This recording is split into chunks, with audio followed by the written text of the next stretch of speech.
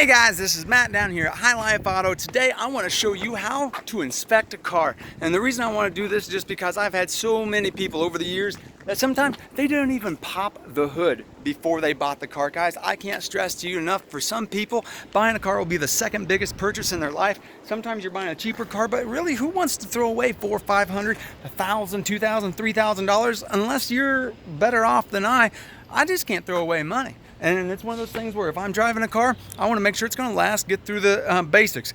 When we sell a car, we want it to do three things. I want it to stop, I want it to start, and I want it to steer, okay? Those are the three things we look, just the very, very basic things, and I'm going to show you just quickly how to inspect a car. Guys, I'm not going to go over the basics. You can walk around a car. You need to check your tread depth right here. I have a tire pressure monitor on my valve stem, but you want to make sure you have good tire pressure. Obviously, you're just doing your inspections. You can feel underneath cars. These ones, this is a plastic, but sometimes on trucks, you'll have rockers down here that have rust.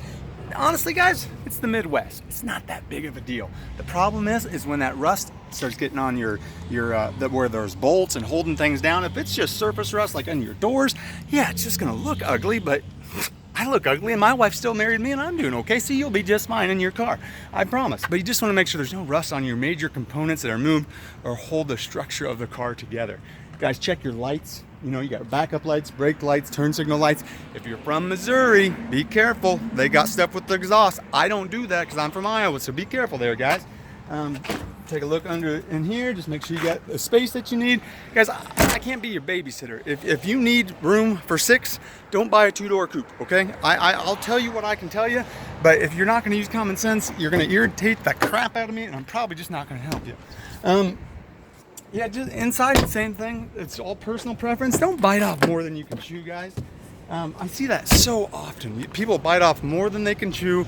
They, oh, I can fix that, or oh, I know it's this. Guys, get an inspection if you don't know. Or, you know, I see so many people that just say, oh, it's this problem, or oh, it's that problem. No, they don't know. They didn't do their homework. They didn't do their research. They haven't been to college. They haven't been, guys, I've been around probably 4,000 cars since I've started back in 2009. So whose advice do you want to take? A guy that's been around 4,000 cars, or your ex-boyfriend who has like 3 cars and a demo derby that can barely run? I mean, be careful who you take advice from. Take advice from people that know what they're talking about, okay? When you're under the hood, main things you want to check is your engine oil. This car is a manual, but you'd want to check your automatic, like transmission fluid. You want to check your water, and you want to look under the oil cap, okay? This is what we're looking for. So I can just tell you, when you pull your oil cap, you're looking for any white gunk in there. If you see any white, or it looks like actual chocolate milk in there, that means one of your gaskets has went bad, and you're going to be doing an intake or head gasket. Don't listen to your idiot boyfriend, guys. It's not an impossible job. It's something that you can do.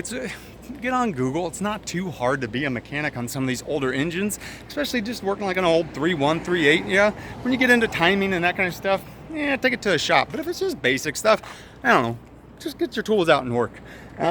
Your coolant, same deal. Never open this under pressure.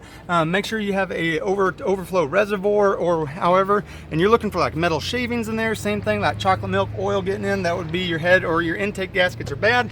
Also your, oh, and your oil, when you're looking at your oil, you just wanna make sure it's full, and you also just wanna make sure, again, no water. And transmission fluid, you're just wanting to make sure you smell it. The reason you smell transmission fluid is because transmissions tend to burn up, is what people say, and it literally just, they have metal shavings in them and they'll have a burnt smell to them, and that is causing your transmission to go bad, guys. Lastly, for inspecting the engine, one last thing you want to do is your exhaust. If you ever see white smoke, or any kind of smoke, white smoke means, let me see, water. Blue smoke means gas or oil, and then your black smoke means like diesel or fuel, something like that. So guys, again, I'm not going to go over the inside of it. Inside of a vehicle is pretty plain Jane. Just make sure it meets your needs and does everything you need it to do. Drive a car, make sure it doesn't overheat, check all the gears out. Remember, you're buying a car for the long haul. Unless you know what you're doing and you're buying for just a week or a demo derby, you might be in this car for the next 2-3 months, maybe even a year, depending on how long you keep cars. So make sure you take your time and look and see what you need. Guys, this is Matt from High Life Auto. Thanks for watching my video.